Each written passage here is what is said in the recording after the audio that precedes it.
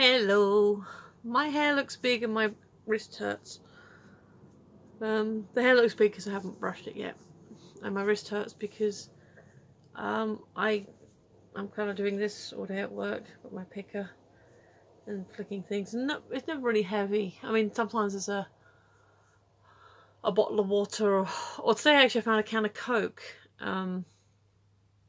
Whole can, dropped it a couple of times. Gave it to a homeless dude because it was diet. I don't have sugar-free Coke. Well, it was vanilla, so it might be okay. But anyway, how are you? I'm tired, so this is gonna be a fun vlog. Did anything interesting happen today? Oh yes! Did anything interesting happen today? Yeah, so obviously I've told you for the fire. That's still under investigation. Today we had the clean-up crew. So I had a clean-up crew removing asbestos, which apparently the fire dislodged, but they were removing it safely and none of it affected the other residents, so yay. There's still police and fire investigation. Now there's rumours that I'm not going to repeat here, but the one that does actually seem to be a confirmed rumour is the fact that the dude died. Which I guess is kind of sad, but he'd been ill for a long time and I didn't actually know who it was. And apparently he did throw his girlfriend on the street. Well, I say apparently, but that's apparently according to her, not just according to gossip. He basically kicked her out in her butt. So who knows? Who knows? So kind of, I guess, related to that is there was a fire officer person in his casual uniform, just had a fire and rescue t-shirt on rather than his full outfit, and I was coming out the building after lunch, and I was like, because the front door is like an automatic door, like a thing. You have to use a radar key to get in, but to get out it just opens for you. And so I was like, I saw him there and I was like, just open. We're shouting at each other through the glass. Basically, he was testing it. There's a fire door switch at the top, which I think is supposed to override the release mechanism so you can open it in case of fire. And basically he ended up accidentally somehow locking it. So after a couple of minutes of me sort of trying to wave at the magic eye and him trying to try his radar to get it to work, I heard him on the phone to his supervisor or whoever it was who was on the phone to, saying, well, the green light's coming on, it's just not opening. And he was giving it a yank and I was pushing it, and yeah, it took a good 5-10 minutes to... And there was a guy from the council who was around who was like, well, the maintenance crew people, he had like something, utilities and services like on his thing.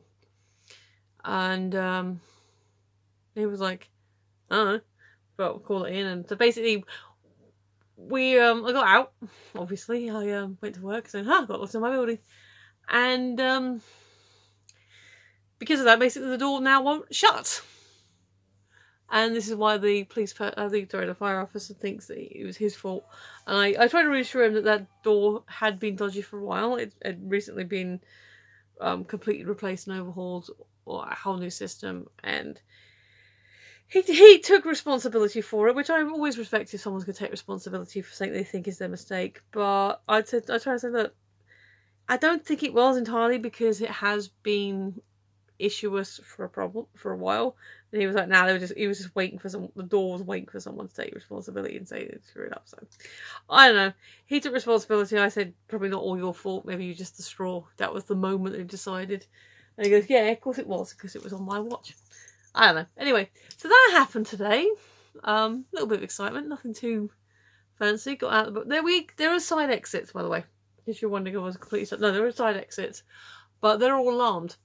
Basically, an emergency use only. I don't know if the alarm that trips then trips somewhere else's alarm, but basically, yeah, if I open the side door, which happens, people have opened it, then yeah, beeping noise and tendency could be threatened. I don't know. There was a serious letter on the door that makes it sound all scary, but I don't actually know how they're going to enforce that. But yes, that was my day. And in case you're wondering, yes, the fire officer was cute. let's do this. Let's answer this question. Okay. Oh dear. Name a time you felt disappointed in yourself. Did you learn from the experience? Oh, blimey. Oh, that's a loaded question. That won't focus. Okay. Oh.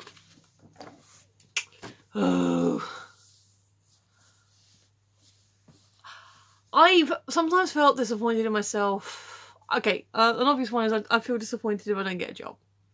I think that's a normal thing for everyone. What did I learn from that experience? Brush yourself off and start again.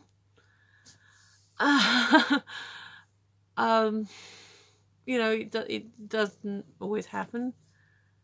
I'm disappointed in myself. Actually, this is going back a ways. I before I could go live, like properly do it, because I thought I've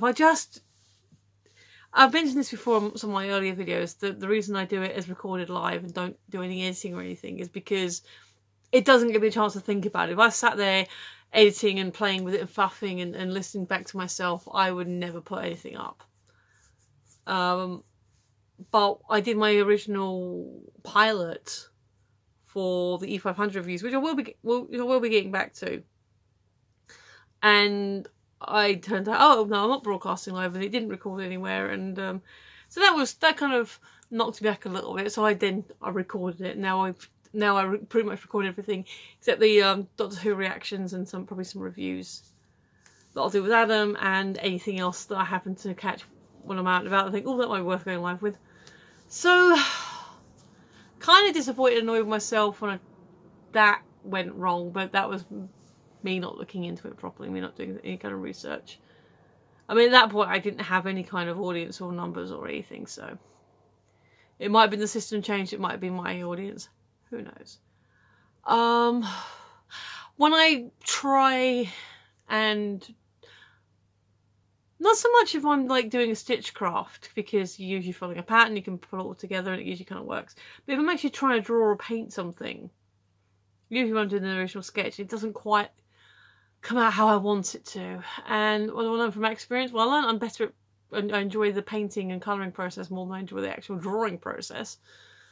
But then I try and learn to do it better. Or it's not so much the disappointment in myself in that kind of way, but it's like looking at the page and then looking at the image you got in your head. It's like, these are not the same thing.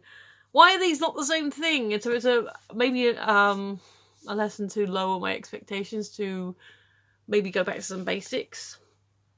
I didn't realise, I forgot about Inktober until like literally I saw people doing videos for it. And I'm like, what I might do, kind of a spoiler, I'm not going to do it as like a kind of video speed drawing thing because, again, editing.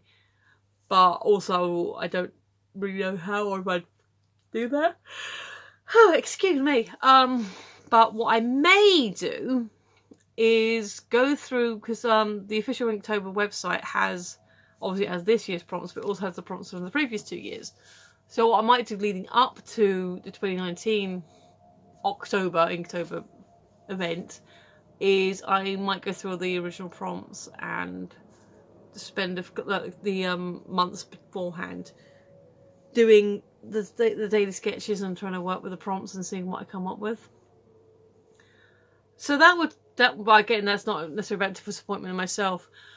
But I think this is where this daily vlog project comes into the conversation, because it's like, set yourself a challenge and then not completing a challenge is always kind of like, like there are some songs that I've wanted to learn on my guitar that I still haven't learned, and I haven't picked up.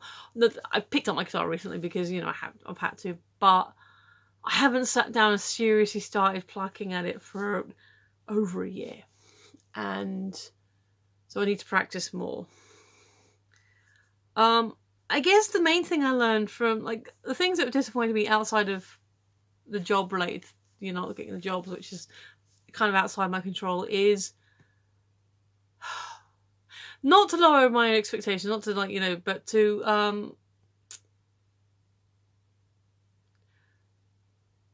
not Okay, the words are in there, but they're not coming out in the right order. It's okay to not be as good as the picture in my head or the record that I'm listening to, the soundtrack, so long as I'm willing to accept the fact, okay, I need to rethink, rework, practice more, and go back to basics. Which I'll probably have to do when I sort of play my guitar again. I still have my basic lessons I got my teacher gave me, and maybe I'll have to go through some of those again before I can start working on some pop songs again. So that's a thing I've kind of sort of learned. So yeah, I'm disappointed in myself when the creative pursuits that I try and do don't work out the way I like, and the lesson learned is to practice, try not to be disappointed, try and like say accept the fact that okay, but at least we're doing, at least we're trying, at least my computer has an update for me. Not right now. So yeah, it's you know, it is the whole thing. Brush yourself off and try again. Don't be afraid to go back to basics. Don't be allow yourself to be a bit annoyed with yourself, and then try and take a deep breath and say, all right, what's going on here? Why is this not working? And then do it again or try again. So yeah, constant vigilance. There you go. I'm always disappointed when I don't win on my scratch cards. And the lesson there is only buy scratch cards with other people's money. Or something, I don't know. That's probably a terrible lesson. But my throat's hurting, I'm getting tired, and we've definitely gone past the 10-minute mark, so I am going to say goodnight.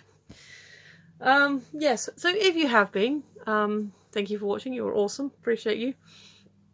And I shall say goodnight. I've been Michelle, you've been listening, and I will see you tomorrow. Bye!